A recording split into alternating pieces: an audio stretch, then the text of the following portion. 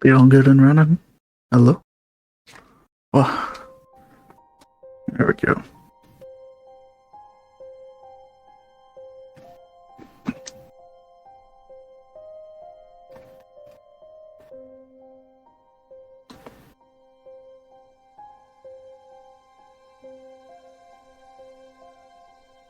Hello, welcome to the workshop. It's Wednesday.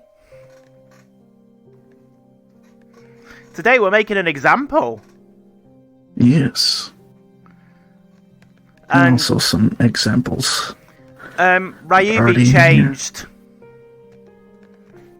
Hello, Ryuvi. How are you? How's your vacation? But yes, thank you for that 1 bit, by the way. Hello, Electro. Hello, Rusio. Hello, Emerald. And Arctic Penguin. Arctic. But yeah, it's just me and Aegis today. How are you all doing, by the way? Ah, VT, Frooks isn't here! We have Frooks' little stand-in, though. We have a dancing Frooks.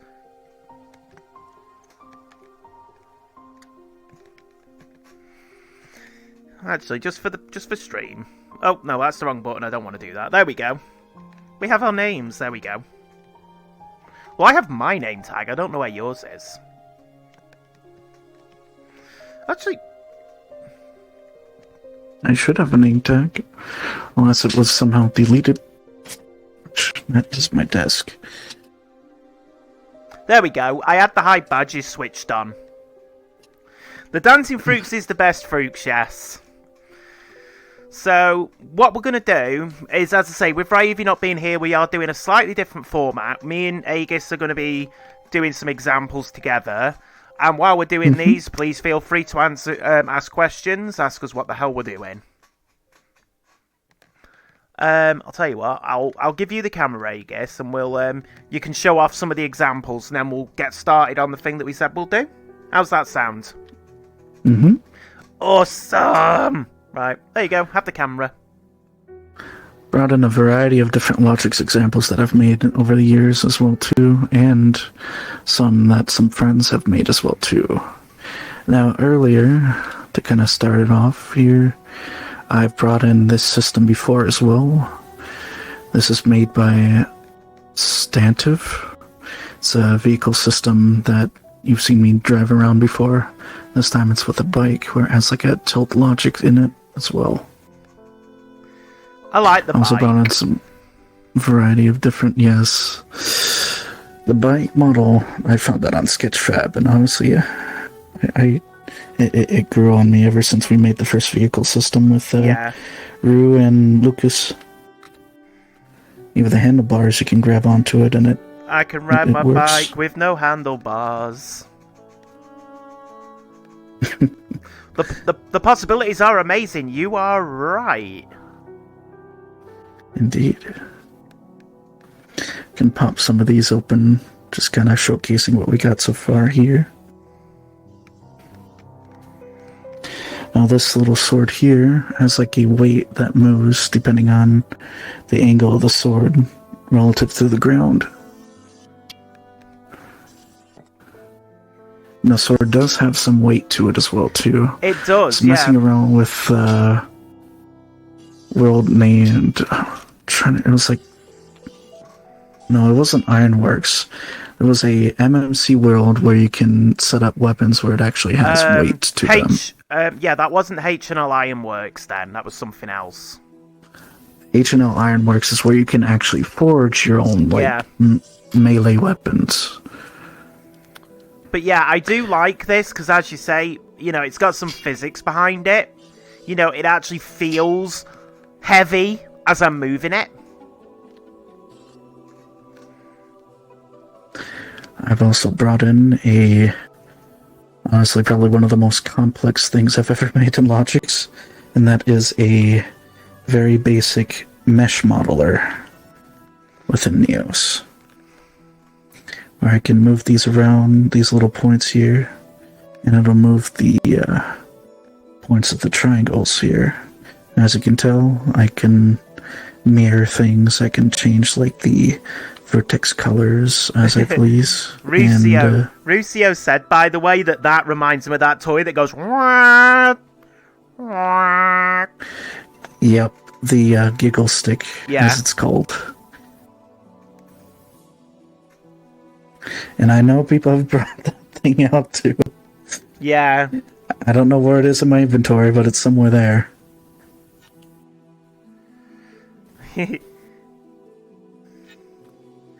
Well, you do need Blender really to model, but, this is a good way of, getting things going with examples and stuff. Tell you what, zoom that camera out a bit. There we go. And mainly, this is like a proof of concept to see if this thing was even possible to do, which it is. And like, I can even place a texture in here and actually UV map the current triangles it's placing. And then every time I place a triangle, I can move this elsewhere as well.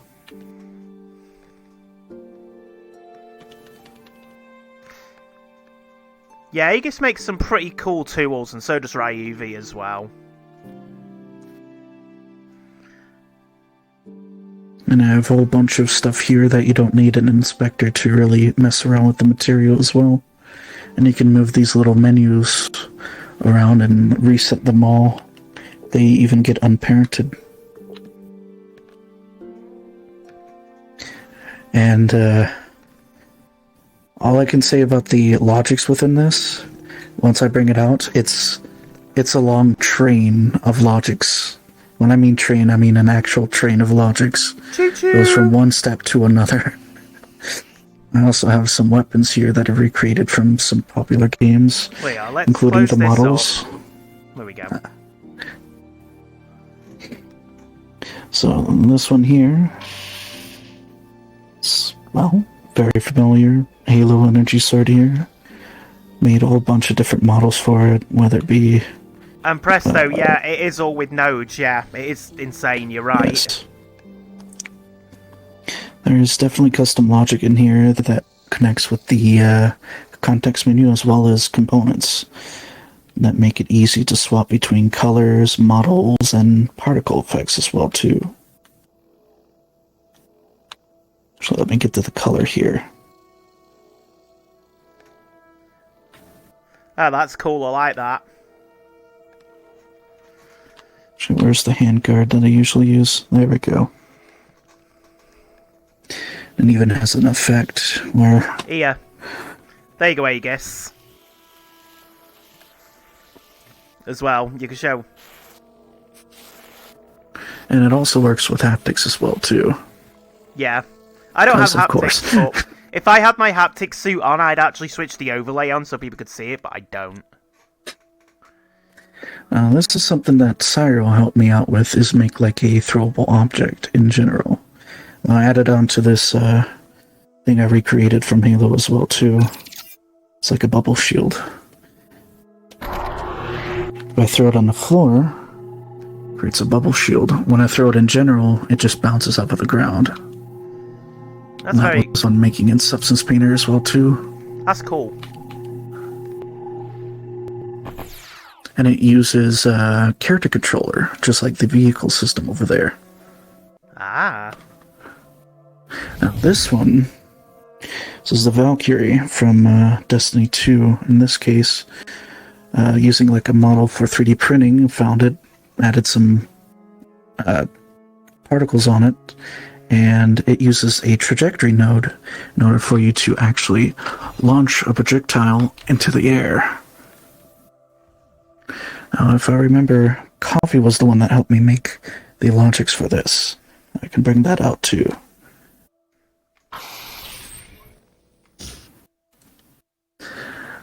Now, the last one is this model right here. Also another model recreated from Destiny. It's one of the shields from a raid. I remember added this. multiple. I remember this because you mechanics. had this out during the V haptics testing with Fruits because you were actually making it activate his suit. Yes, because whenever I bring my hands close together, it detects how far both of my hands are together. And when I have my hands close together and press secondary, Yeah. creates a bubble around it. And the thing about this bubble, say if you have a logic on a weapon that would delete someone on like a raid cast, it would try to delete the user, but it won't find a user because the object that gets thrown out is into the world is actually on the root rather than on the user. I have a couple other functions on this too that also deal with hand positions as well. I know Ryuvi has the magic system where depending on like which like hand positions or gestures, it would create like a magical effect or spell. I can also even fire this thing like a weapon from the front. There we go.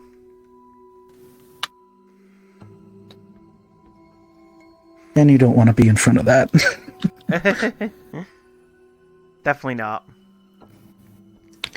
And last of the actual physical examples here is a instrument I made not too long ago that deals with colliders.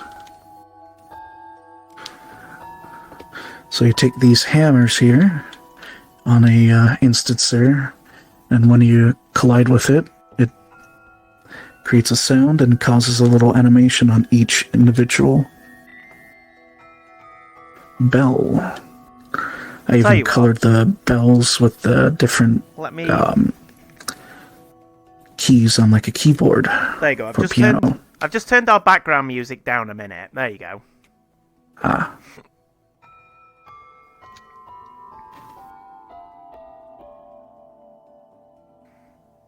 And this is using basically collision detection.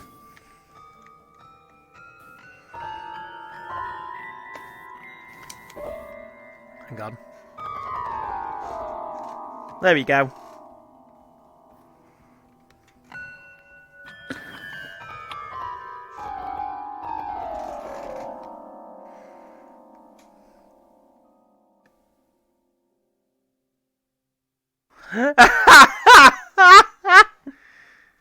I was having this in the background and suddenly I just heard a bunch of horror movie effects. No, it's not horror movie effects, it's just bells. Just when you play them wrong, it does sound like, yeah.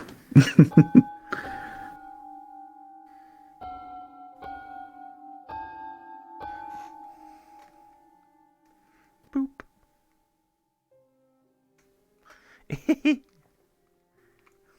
But yeah, that's another little thing that Aegis did. Oh, do you know, I should have turned notifications off on my phone again. So get put chat here too. Bells.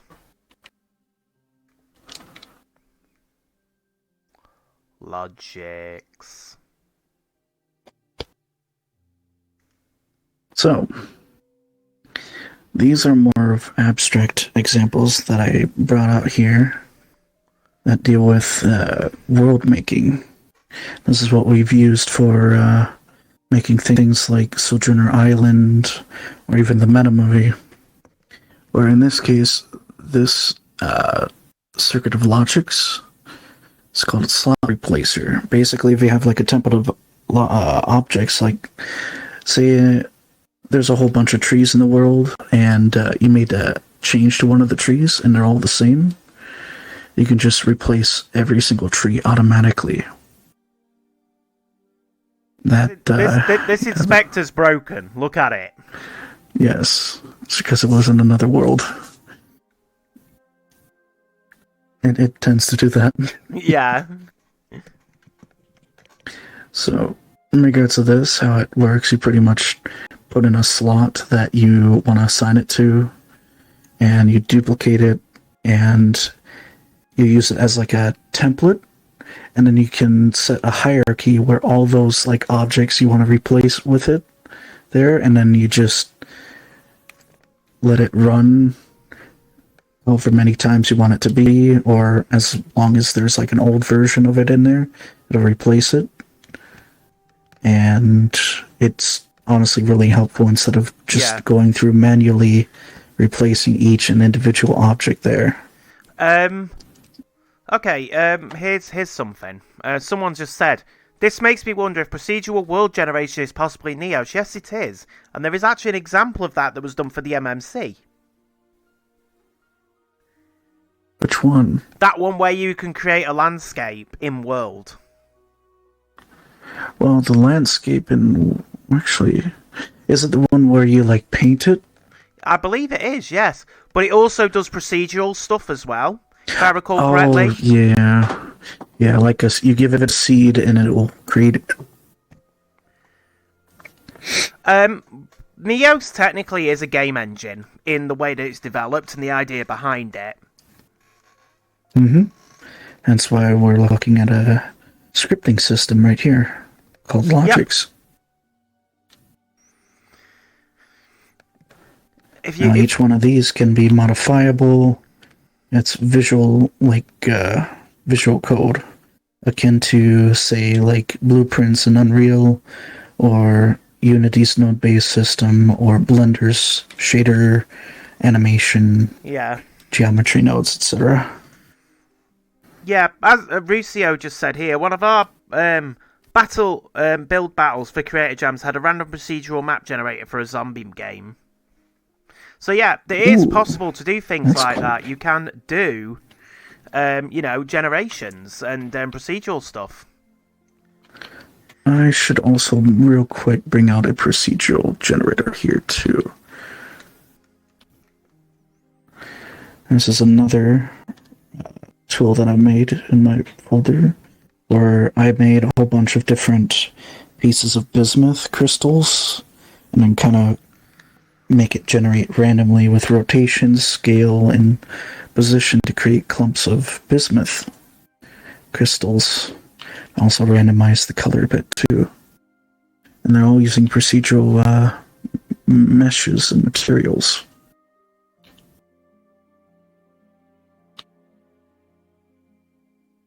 Change the parameters as well too.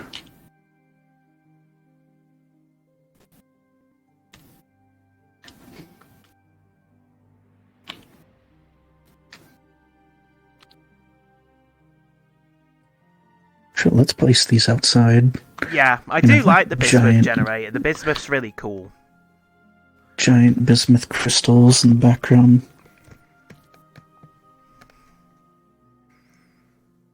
I want bismuth crystals now.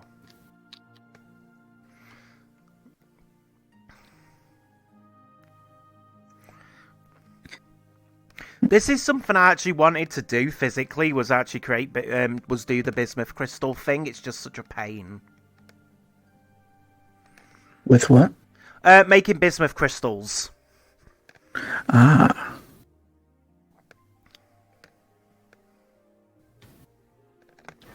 Let's make it this one the largest. This is serious bismuth. Yeah. Yes. And this last one is pretty much very similar to the other, but it takes a slot and in it a slot that you're searching for, and then it parents it to another slot that you want it to parent to. So it's like if you got all this stuff in a root and you want to just organize it, it's kind of like an organizer. Oh, it just sucks it all up and then just puts it in a container. I think slot vacuum. I've seen one that does that with screenshots, Neo screenshots. Which is really cool. It literally looks for all the photos in world and just puts them all together. So then it's easier to retrieve them. What did Fruitsnake name it? The Funge? Photo Sponge? I think it was the Photo Sponge, yeah. Yes. But I'd call this a slot vacuum. A slot vacuum, yeah. I mean, it's like some of the other bits and pieces as well. I mean, I'm not going to discuss WebSocket examples here because obviously we're doing that in 2 weeks. Yeah. Because I was going to spawn out an example of my heart rate meter, but we'll leave that until 2 weeks from now. Yeah, it'll be better off because it'll be covered more in depth then. Yeah, exactly. But we are going to be making a little something for you.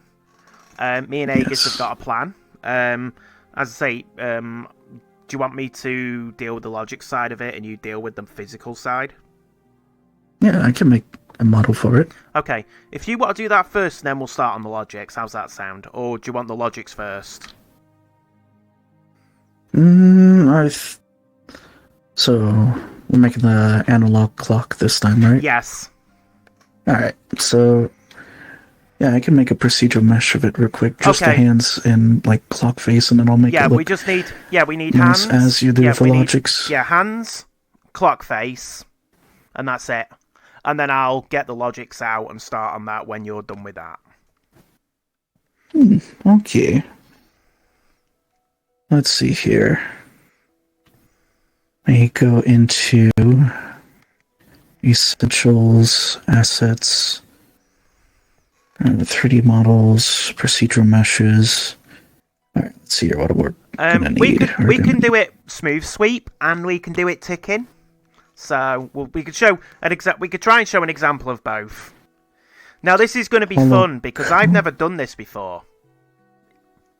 So we're going to need a hollow cone mesh, cylinder, and for the clock hands, either thinking an arrow mesh. An arrow would be cool, yeah. Or simply a cone, but an arrow mesh would do.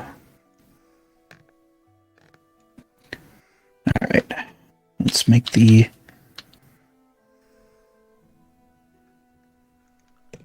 Alright, so we'll open up this hollow cone mesh.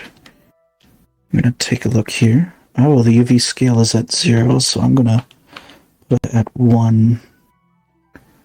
Okay. Let's kind of set the height to 0.5, actually 0.25.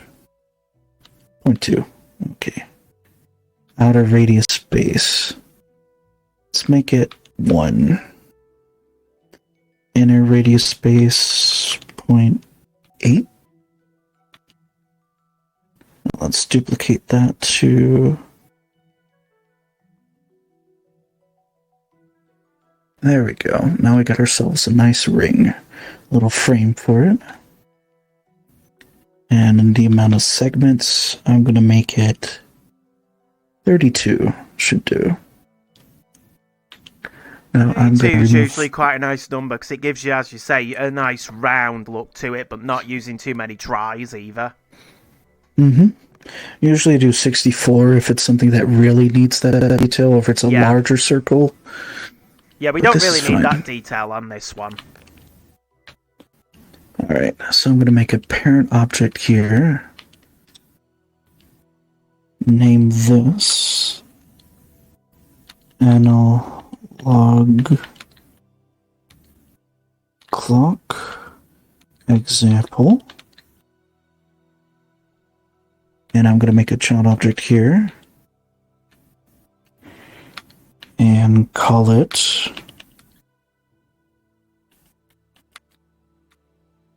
meshes.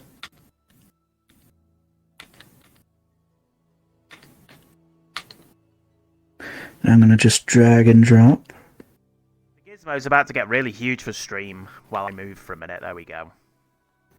The hollow cone mesh in here. I'm going to take the cylinder, remove the grabbable on this,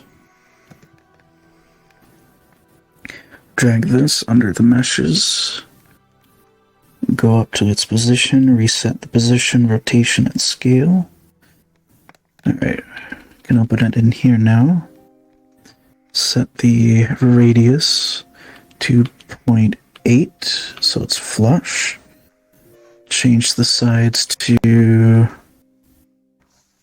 Actually, I could just use circle meshes instead, using less geometry there. I forgot circle mesh is one-sided. So we're going to take that circle mesh, remove the grabbable, drag this on here, reset its position, rotation, scale. Oh, looks like it's sideways. Let's rotate it 90 degrees. Get its radius to 0.8. Segments to 32. Now it's in the middle of the clock. Height, okay. I'm gonna do 0.1.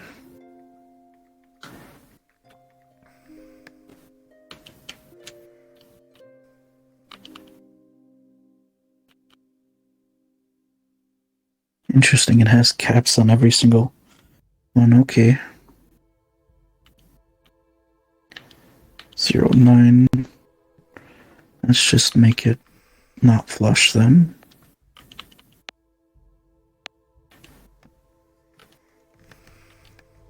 Let's duplicate that. Add a negative to the 0.09 here. Add a negative to the rotation. We got it on both sides now. There we go. I'm going to borrow the glass material there and put it on both sides. I'm going to borrow the... Is that metal? No, that's not metal. That should be it.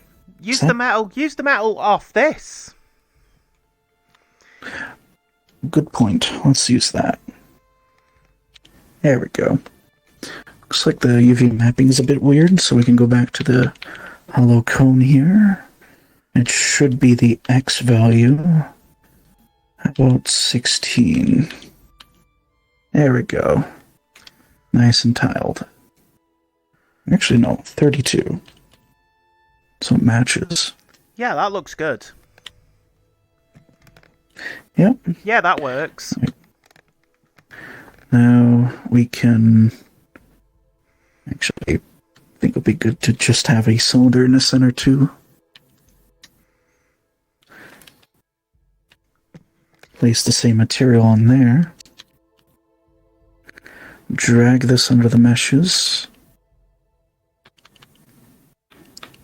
Reset location, rotation, scale. Right to what we had the outer ring mesh here. Radius to 0.2. There we go. Now we can put our clock hands on there. She'll add another little cylinder. Yeah, I like that. That looks good. Out a little bit, and this is where the arrows will be. Height. We'll do 0.1 on the height, radius, 0.1 on the radius, and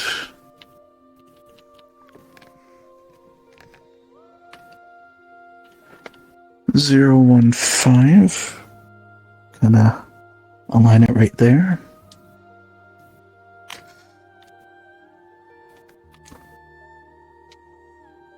So I'll try using the silver off of this.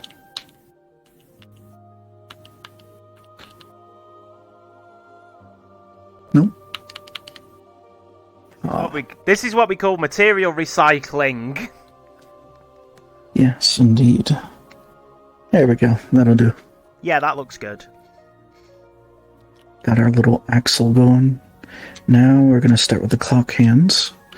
Now these meshes aren't going to be static, so they're going to be spinning around. So I'll make a new empty object here. Yeah. I'll name this clock hands. And while we're at it, I'm going to make a new empty object here and name this open bracket color equals cyan logics none slash color, and that will be where the logics will be. So in regards to this, I'm going to make 3 child objects under here. Clock hands.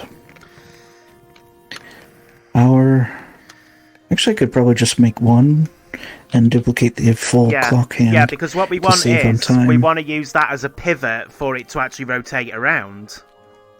Mm-hmm. So we actually rotate this rather than rotating the actual hand. Yep.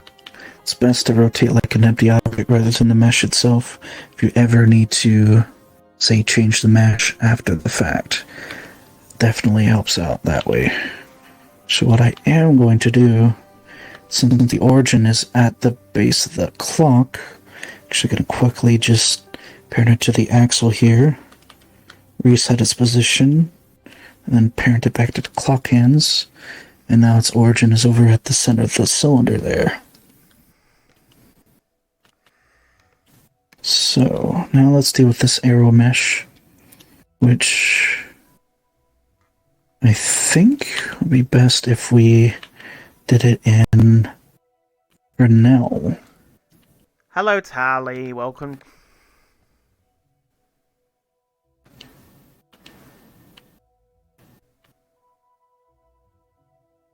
Go for maybe a black. Black on the inside and like that? Oh. Or do you think the other way around? Try it the other way round, but I do like that.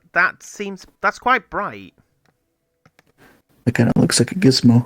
It does look like like a gizmo clock. Hey, Let's make a gizmo clock. Your what's his name? Yeah, your angle. The y-axis. The y-axis is huge. Okay, so yeah, what we'll do then is we'll do the minutes. We'll do the minute hand in blue, and the seconds hand in red. Yep. If we do a second hand. I think the second hand would work. It'd be hard to do. We might as well do all three so we get all three axes. Yeah, let's go. So let's also remove the grabbable here. Let's also make sure this is not ginormous. And body radius, how about 0.1, 0.05 maybe? When dealing with procedural meshes, you just have to mess around with this. Okay, there we go. Then head length, I'd say half of what it is. No.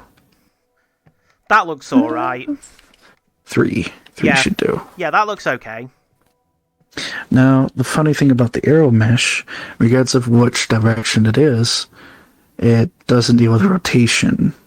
It deals with a vector. So, let's do like that. Huh. So if it's going on the Z, it's pointing up in this case because the whole thing is sideways, technically in the world, so I think it's a little bit too big if we're going to have things overlapping, so I'm going to decrease its size again. Well, as I say, if that's the hour hand, it should be stubbier anyway. Yep, I can also decrease the length. Yeah, I'd probably put it to about halfway. Length, head radius, 0.5. There we go. Yeah. Now the thing is, if I want to decrease the length, I just decrease the vector. Okay, that makes it smaller as well in radius. Interesting. Okay, so we need to bump that up ever so slightly, make it a bit thicker, because this is quite thin now. Okay, so that's good. 0.5 head radius. 0.75. There we go. Yeah, that's good. That's perfect. That. And then a length 2. Yes, that should be good. All right, now we got the hour hand, and let's make the. So let's move the hour hand a little bit down.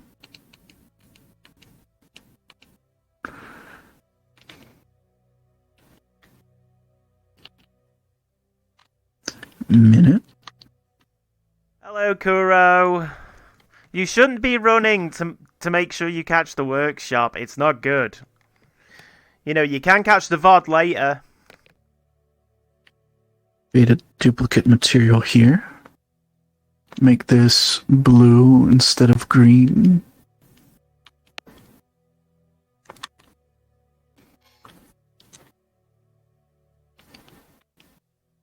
Almost forgot to apply the material before I deleted it. There we go. Now let's make this longer. So let's do 1, and then decrease its thickness by half. Yes. Another thing you'll want to do, Aegis, as well, is put the hour hand right at the front. And then of course the second hand on top. Okay, I can do that. Well, we can run the second hand on the back, but yeah, we'd have the second hand right on the front here, on a smaller pivot or something. Alright, let's swap these over here. No. Just do Kuro, WebSockets is happening in 2 weeks. I said that it'd be 4 weeks when we did the WebSockets. I think at this point I'll just make the cylinder bigger. I need Ryuvi here to do WebSockets with me, and Ryuvi isn't here at the moment, so... We said we were going to do examples today. I'll get to WebSockets, just... I can't wait to do WebSockets because that's, something I'm specialised at. Alright, now let's duplicate the minute hand and name this seconds. Oh, very nice.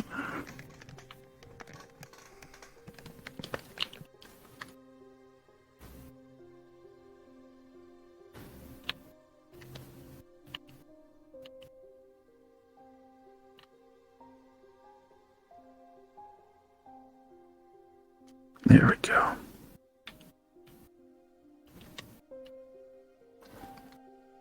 Now we got more space.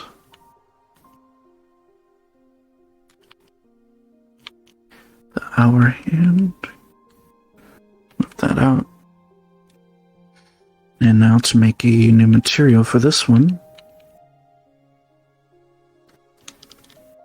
Oh, very cool, Caillou. Very cool.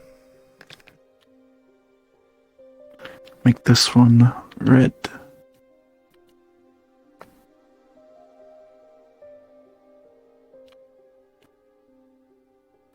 And place it there. And in this case, let's make this one thinner than the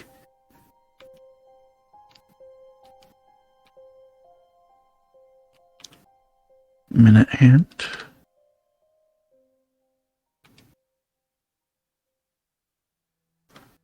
There we go. Yeah, that works. I like that. Okay.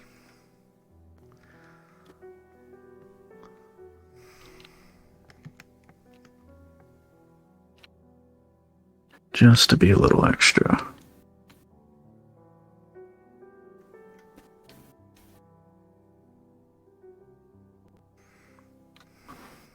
I'll just add a couple of these. Oh, whoops.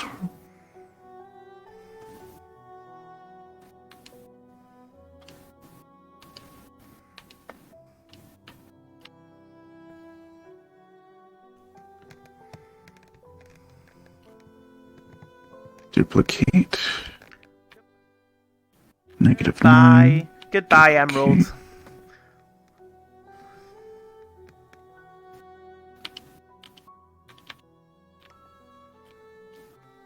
There we go. Hey, Aegis, you could have done this a different way as well. You could have done it on a circular aligner. Well, usually you can use that for like a lot of different, we have a lot of things to align. I just did something quick by simply just taking one value, inverting the value by adding a negative, I'll tell you and what, swapping just places bundle of it. bundle those together a minute, right? Alright, let's make an empty object for it. Yeah, just bundle them together, because what I'm going to do is I'm just going to show people an example of the axis aligner. For So, you mean the circle yeah, line just there. make that inactive for now. No, yeah, make that inactive for now, that one. And do a little square, like as you'd have an hour marker. I I know what you're doing. Alright, let's add that to there.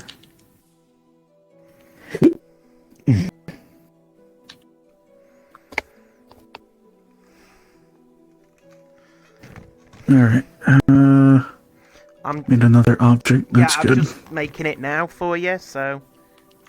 Thank you. Alright, now with a box, it's obviously too big, but first off, every procedural mesh we generate, move grabbable, move this thing about like... Actually, wait, no, to get the size of it, we're going to move this up 0.9, so it's right in the center. We're going to change the scale of the box to like 0.05, no, 0.25. Nah, that's too thin. 0.5 will do. 0.5 will do. This, by the way, this workshop is going to go on a bit longer than an hour, just to let everyone know. Considering we're getting in a flow here with stuff and showing off a few bits and pieces.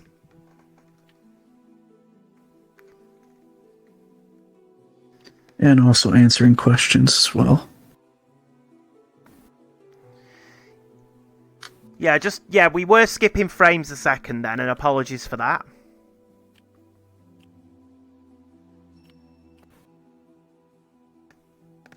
Yeah, that works, Aegis. I like that. Yeah, I like how it sticks out on the side a little bit too. Yeah. I'll keep it like that.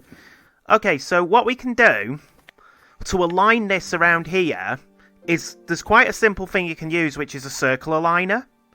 Which, as I say, I was saying to Aegis, we should show you how to make use of those. So, do you want to show them where we can find that?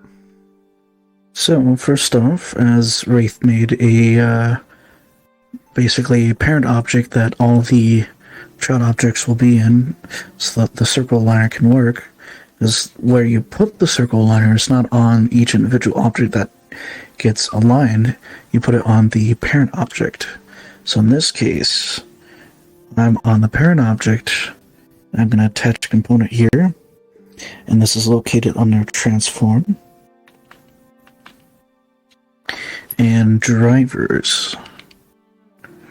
Now it should be right there, near the top, circle aligner, underneath Boolean value driver. What I do, Aegis, is just bring that a bit... Here we go. Just so people can see. There we go. So yeah, we got this circle liner here, which, as Aegis says, you find under transform. So now we get this really cool thing, this circle liner. So what we can do here is we'll duplicate the box 12 times first. First off, we'll check this box right here. Auto add children. Yeah, now what I'll do is I will duplicate the box a few times. If you keep an eye on this here, this items part, as I duplicate the box, if you look, it's adding them underneath. Mm-hmm. So what we'll do is we'll go up to 11, 9, 10, 11.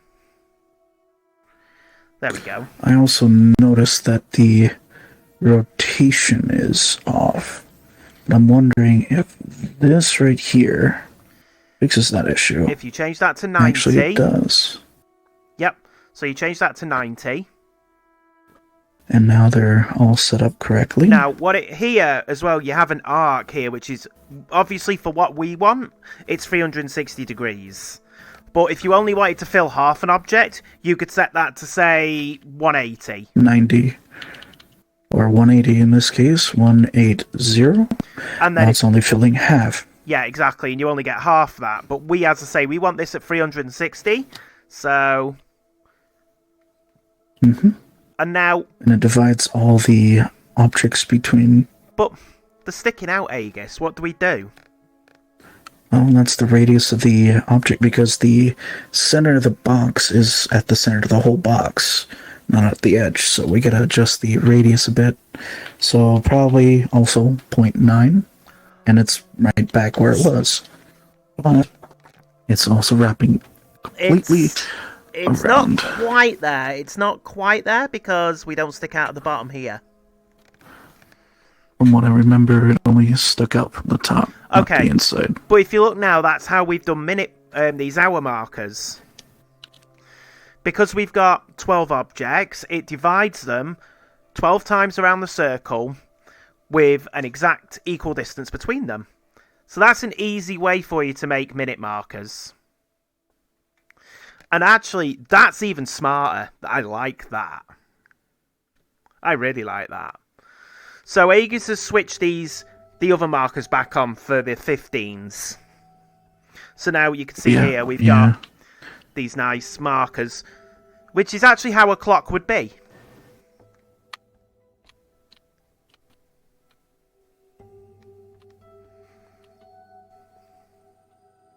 There we go.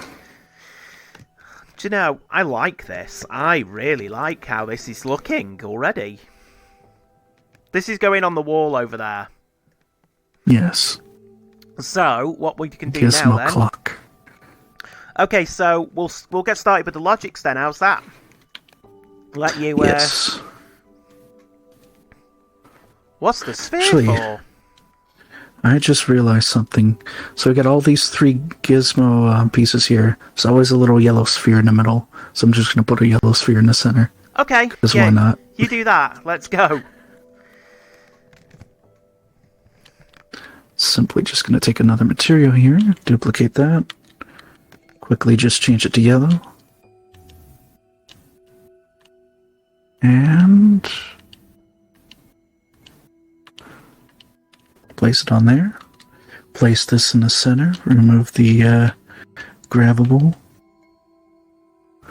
Really make this look like a gizmo clock. Well, now it's consuming the entire center of the clock. Let's change that. To 5. Now let's make it larger. There. Oh my god, it actually does look like a gizmo. Oh my god. It's awesome. I love it.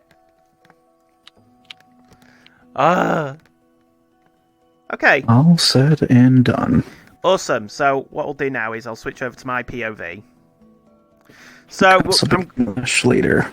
So what I'm going to do is I'm going to start, obviously we've got our little logics folder here. So what I'm going to do is I'm going to grab it by holding my secondary, open my radial menu, I'm going to set the packing route. I'm preemptively setting the packing route because I forget this one quite a lot. And then we'll get started with the logics. So let's go into our node browser. Now, if you remember, we covered math a couple of days last time. And we want date and time. So if we get here, we're going to use UTC now for our example. So if I pull this out right now, you can see here we're getting the current time in UTC. Well, this isn't really useful to us. So what I want to do is I want to get the hours from it. I want the minutes. And I need the seconds. So where are our seconds on here? There. So we'll get our seconds. And then we'll connect this up. And I'll do this with a bridge. Well, relay. Because I like my logics a bit tidier. So we can see here I've split it off now into the hours, minutes and seconds. But how do we work this out into like a display for our time? Well, what we can do here is we can remap. We can use a remap. And then we can pack it to an XYZ. Or we can use an axis angle, as you pointed out before.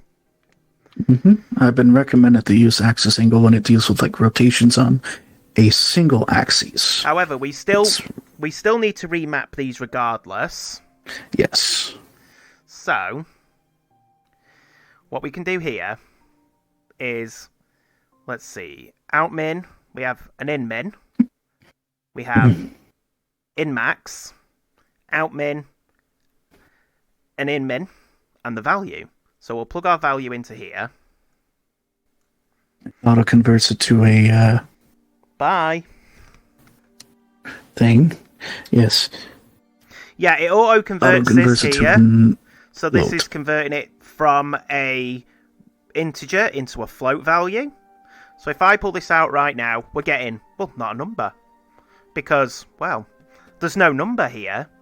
So, our in minimum is going to be, well, 0. Our out minimum, our in minimum or maximum is going to be 12. No, does this one do 24 hour? I can't remember. Yes, it does. So it'll be 24.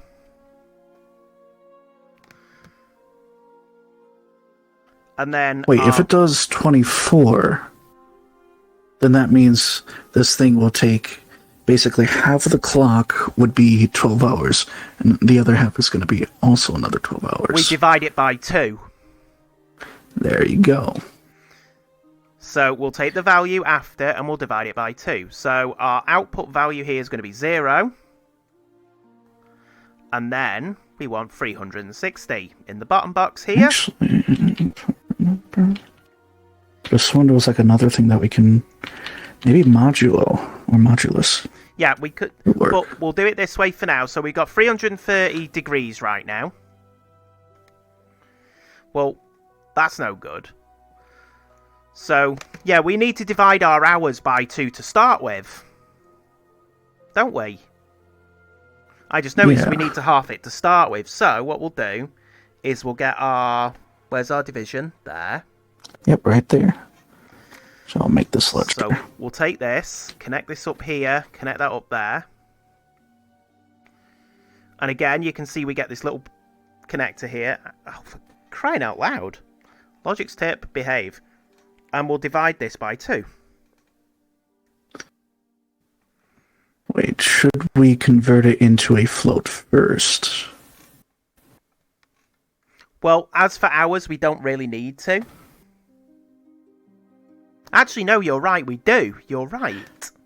Like 1 divided by 2, it's like 0.5, and say like 11 divided by 2 is an uneven number. So here we go. Rusio just said, if you are remapping to 360 degrees, you could multiply the seconds and minutes by 6. Since 6 times 60. Yeah, we could do it that way as well. Yeah. Oh my god. It's been only like once or twice I've ever done like an analog clock. Yeah. I don't know if I have one of them anymore. But this is where Logix gets fun, because now we're figuring out how to do this live on stream for you guys. So you can multiply the seconds. Yeah. So actually, what we'll do is let's delete you, and delete you. Right, I need my hours again. I lost my hours. So we'll go time span. I just went time span instead of date and time. So we'll bring in our hours again. So, if we get a multiplication here, we'll go into operators and we'll find our multiply. We'll take our hours. And I need to round to float. Yep.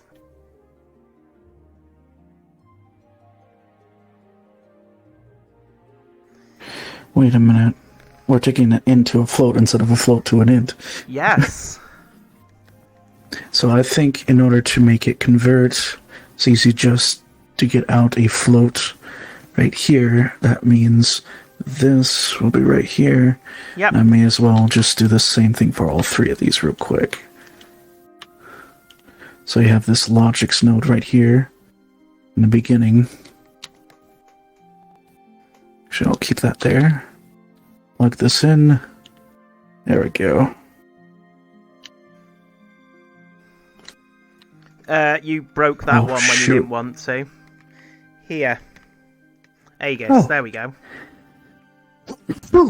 Did you know you could do... Aegis! There you go. Little trick for you, by the way. Aegis is sneezing. He's dying. Are you okay there, Aegis? Yes. I forgot I muted both in game. Another little trick you can do, by the way. Instead of what you did, if you hover over these and press your your action button, not action. What is that? Secondary. Yeah. You can actually pull out one of those. It's like a color picker or pipette, but for yeah, nodes. That's how I got like the multiplication right there. Yeah. It needs 6. So, again, let's see what number we get out now if we times it by 15. There we go. We're getting 330 again. But the problem is, this is still going to be 24-hour. You see? So, what I was meaning with this is, say for example, if I go into input and get time. Now if I get time, actually, those things should be reversed. Never mind. Okay. So we got time. Right now it's not a number because it's 0. So say if I put 10, or, well, to make it faster, 4. Every time it hits 4, it resets. Yeah. So that means if we set it to, say, 24, it will reset. There you go, Aegis. I've given you the camera for a sec. I just need to quickly deal with something 1 second. No problem. Actually, let me make sure I have chat open with me too here. I also have it on my desktop. There we go. 24 hours into 12. Okay, yeah, that is a good idea. It's 24 times 2 is 48 hours. So, yeah, it's not a 2-day clock. It's a 12-hour clock. So, here we go. And then this will be our input. So also format time, which from memory has AM option, but I think that's string values. Now that is really good for, say, digital clock. And that's actually one of the first things we've ever made in Neos. And that worked for Wednesdays. We made the digital clock. Yep. And this is also using that too. Just as a simple string. So what we want to do, and these are just very fancy digital clocks. So it's technically not a analog one. So what these are. Yeah. So what we'll do then, Aegis, is obviously we're going to have to break this chain here. So we'll grab this. Oh, that killed the other logic node. Well, that's weird. My logic's tip's broken. That broke my logic's tip, by the way. What the heck? You broke my logic's tip, Aegis. Oh my god. I don't know how. I don't know why, I don't know how, but I did it. Oh my god, good job. Okay. Right, let's switch this back to my camera. Hi, Big Red Wolfie. Who the heck? I've never seen you in the streams. Right, let's try again. So we'll connect that up to there. Connect it up to there, and then we'll want to double this and times it by 30. So we put that 12 in there, and there we go. Now we're getting 330 again. However, for these ones, we're not going to need to do this because we're not dealing with weird numbers. Ding, ding, ding.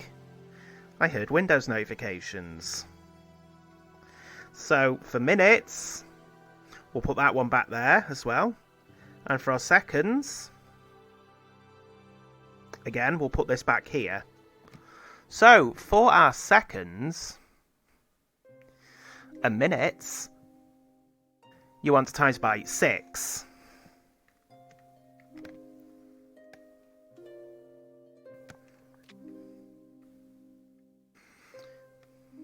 Actually, in that case, we might as well just have them borrow the same input. Hell yeah! Optimization. No. God, it does not like that at all.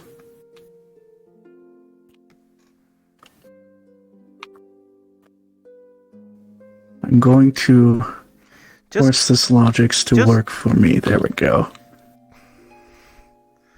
Okay, there we go. So, now we've got all these values here right now.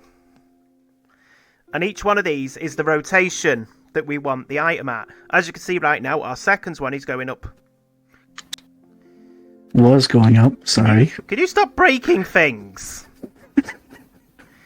Aegis! There we go. Never trust a wolf. They'll break things. Okay, so now what we want to do is we need to do these into Eulers, don't we?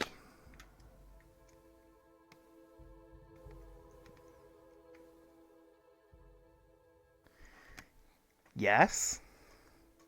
Hmm? So how do we make use of these values, Aegis? So, if it's a value between 0 and 360, that's an angle. So we're going to have to go to the math. Yep, we go to math and rotation. And we want an axis angle. So if we plug this into here, like that. And this is our axis. Well, let's see which axis it is. It is the y-axis we're doing. So that's X so and it's the Y. middle one. So we'll want that one. And that'll give us a rotation here, which we can then pull out our rotation here. And connect that up to rotation.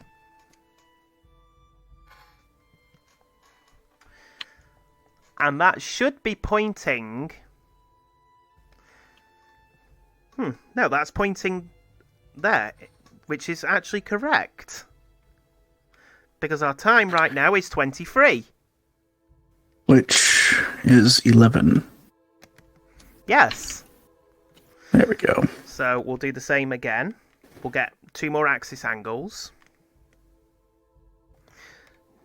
Connect these up. Put that one I'll just there. keep these out in case. And then we can actually use this same one here and here. And here. So we can connect that one up to all 3 of them. So then we'll do the same again. We'll pull out our rotation. We grab it, secondary. Connect up our axis angle. And then let's deselect so we don't have multiple gizmos. Yep. And I'm just going to remove that one up. Cables. There we go. There we go. Now we'll get to see the minute hand change in a few seconds. Yep. And boom. There we go. Yep, I'm just waiting for it to tick round now.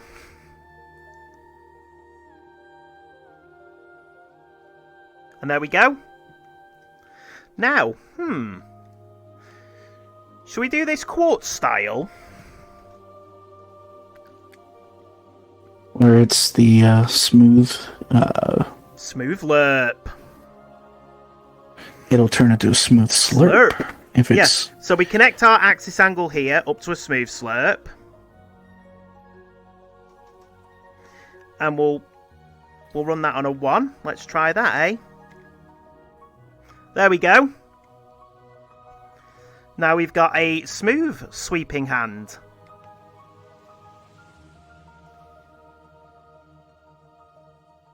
If you want the minutes or hour to move as an analog hand, you can multiply multiple seconds by 0.1. Yeah, but we're just doing it this way instead. It's another way we can do it. Well, that's what I kind of did with this one. I did find one of the ones that I... Actually, no, I think this was using the system that we were using. Although I do want to update this at some point. Hey, Aegis. To where all the gears are accurate. Go. Look, we've still got it ticking, but it ticks smoothly.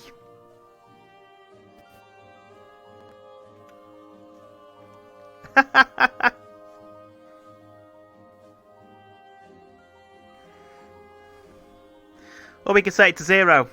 Time stopped now.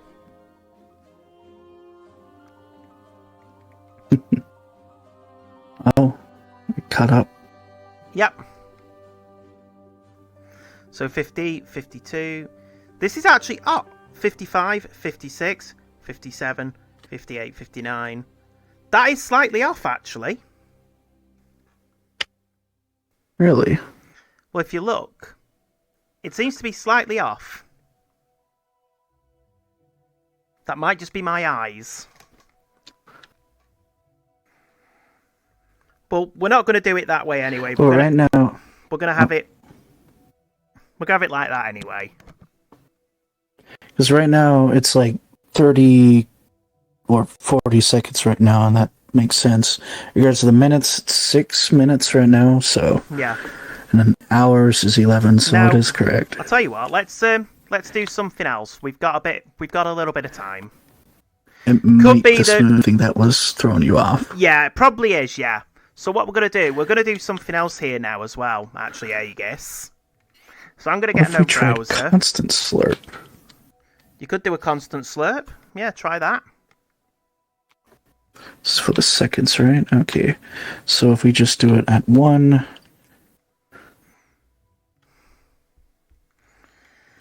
Okay, how about 2? 10, maybe?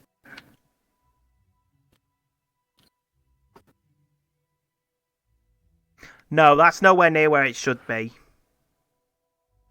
Okay, 50. Okay, we've got it ticking. 25.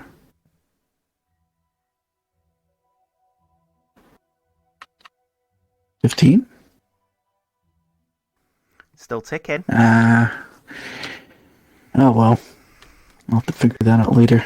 Yeah, it might be out slightly, but another thing we can do here is we can go into audio.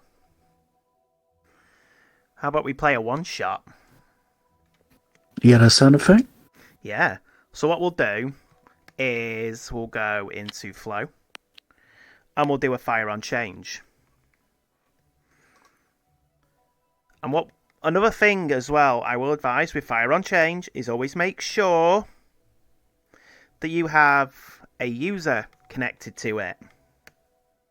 So we'll use host user here. So another thing I want to point out too is that the host right now is not focused, if I recall. That wouldn't matter for this case. It doesn't matter for the case of this. So what we'll do is we're going to connect our seconds up, because if you look, it's still firing. Okay, and it's only firing once, and that's good. So we'll connect this up here, and then we need to get a audio clip source. Audio. We get an audio clip input here. There you go. And we'll connect that up to here, and we'll drop this in here.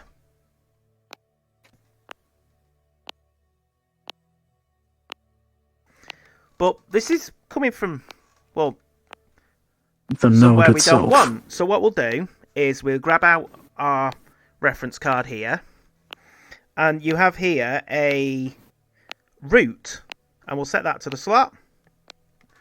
And now, there. We can see it right here too.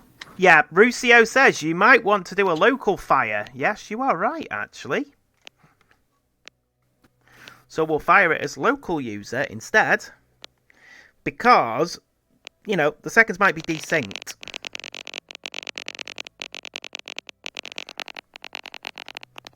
Nope, that's now causing more issues.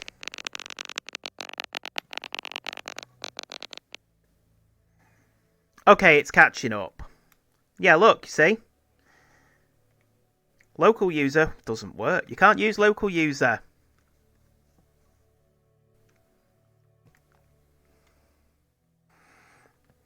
Yeah. We're going to do it this way, because this is the easier way to do it right now. But there is other ways this can be done. Yeah, fire on local change, yeah. Wait, is that like it's Flow, and then you have fire on local change.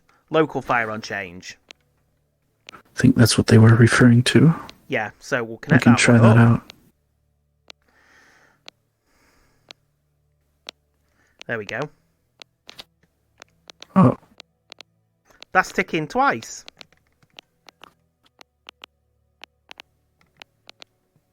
sounds like a heartbeat.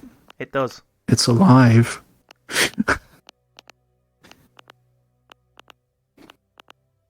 And change play one shot to local. Okay, so where's local on here? Find local. Local only. True. And there we go. Oh. Well, that's something I did not know until now. There we go. Well, I think I'm probably going to try to use that more often when it comes to audio as well. Yeah. But a clock takes more effort to make than a decent portal. Clocks are a pain. But Yeah. there you go. We now have a clock. We now have our clock made. So what I'm going to do is I'm going to pack this up. I've already got, as you can see here, the logics ready to go. Aegis is just going to delete these displays for me. To go. And we're going to pack And it. that should be all good. And there we go. There's our clock. Lastly, what I'll do I'm going to steal this. is... Hey, Aegis. Thank you for pointing that out.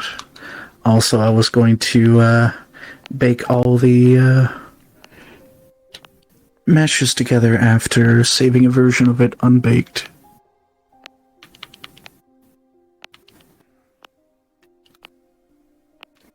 We could add a chime on the hour mark, but we've not really got that much time left. We are 30 minutes over.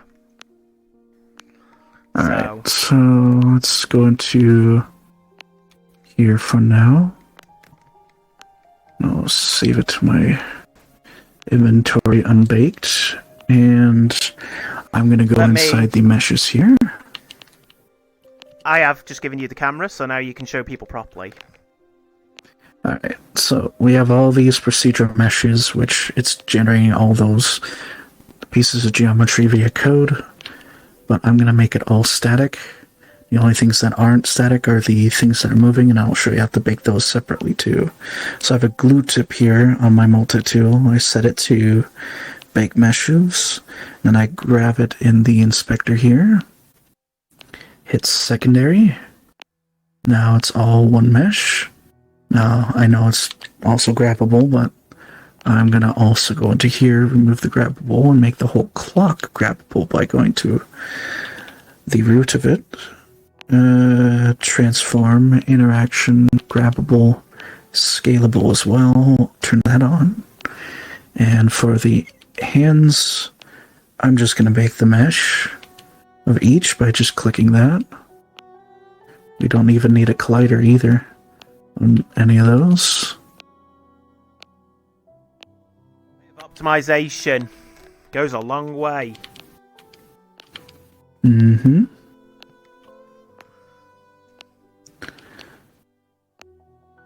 Having a world full of procedural meshes, wondering why it's laggy at times, that's most likely one of the reasons. Now we can save that example as well. Yep, I'm going to drop that now into the examples folder. So that'll be under Neos Essentials, Examples, Workshop Wednesday.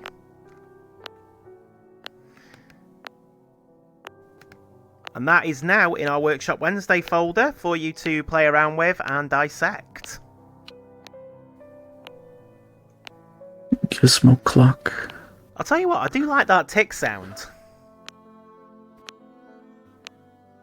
I like that ticking sound. You can even tell the time from the back, too, if it was going the other way. Yeah. Interesting. Funny thing, I used to have a backwards clock, actually. I still have a backwards clock. Right, anyway, let's take that and put it up.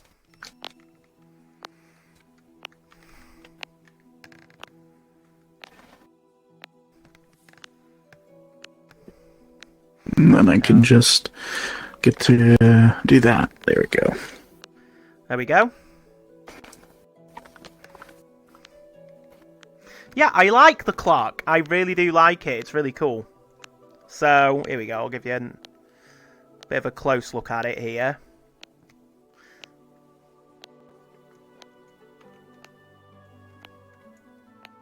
There you go. There's our new cool clock. Complete with reflections on the glass as well.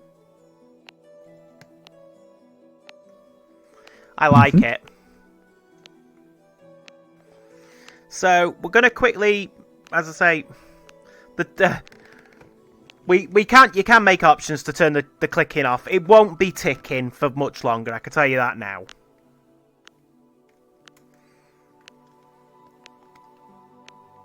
Come on, I can just disable it. Yeah.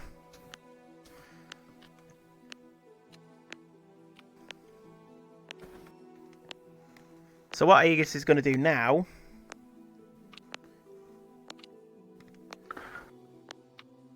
is he's just deleted the play one shot from it for the purposes of the workshop. But yeah. Sometimes you just got to learn to prepare for that.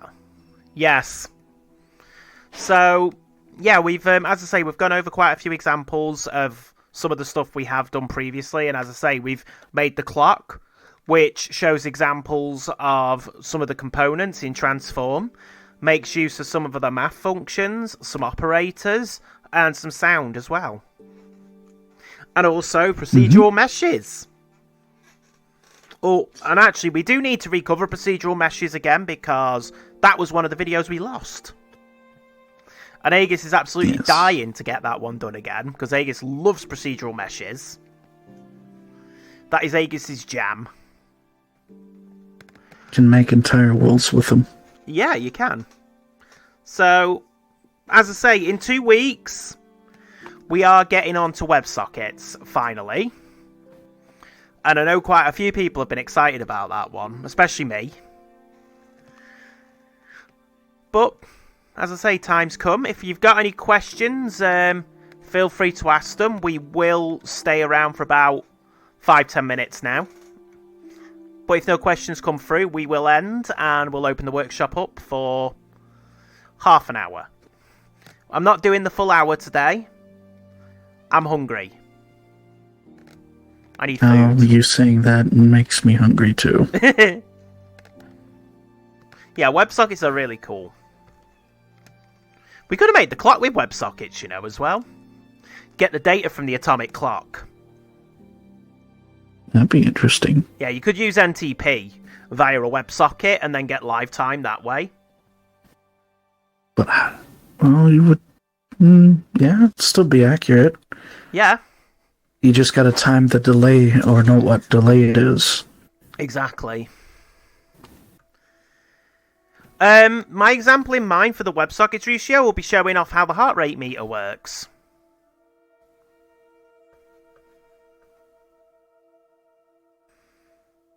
Which will be getting data from my heart rate meter program, which will then be pulled out into Neos.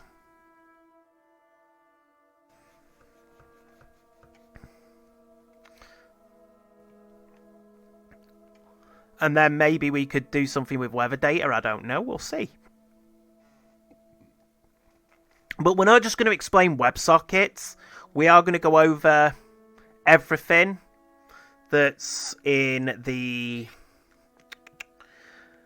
network section of Logix as well. So you've got all the network stuff here. Also has the Twitch integration as well. Yeah, but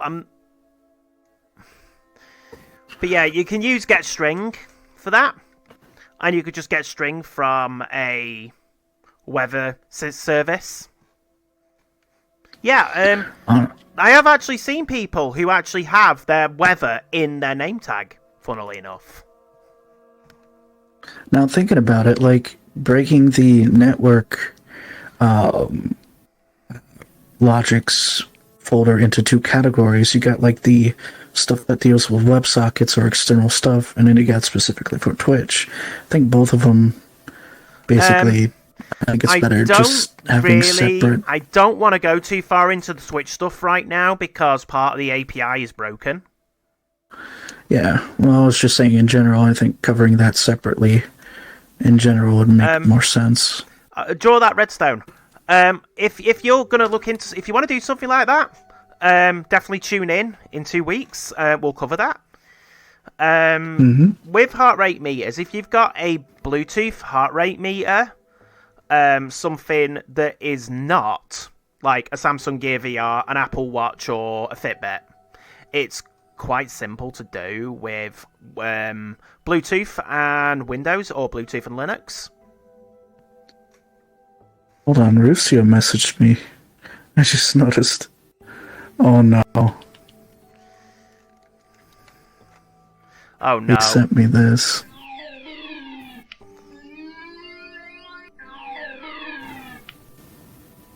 Bye. Okay, I'll delete it. It's gone, Wraith.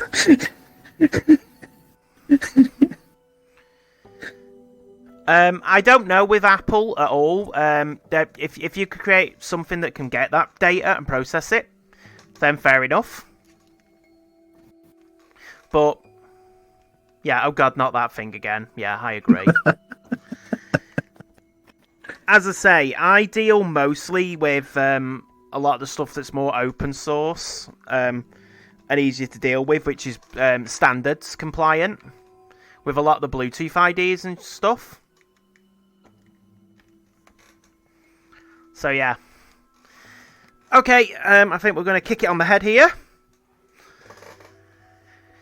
And thank you all for watching. This has been the Workshop Wednesday. As I say... Thanks to Aegis for today, for his help. It's been absolutely invaluable. Nice timing, Emerald. We're just going off. We've gone, we have gone over time by nearly 25 minutes. So, as I say, our main stream will be back on Friday with Nex and the gang. Be sure to catch us then. There'll be some cool stuff going on. And as I say, we'll be back in 2 weeks, and we are going to cover the notorious WebSockets. Bye-bye, and have fun. Enjoy the rest of your week. Hey, look, dancing fruits. I love the dancing fruits. You can see the bismuth I put out there. Yeah, everyone can see your bismuth now.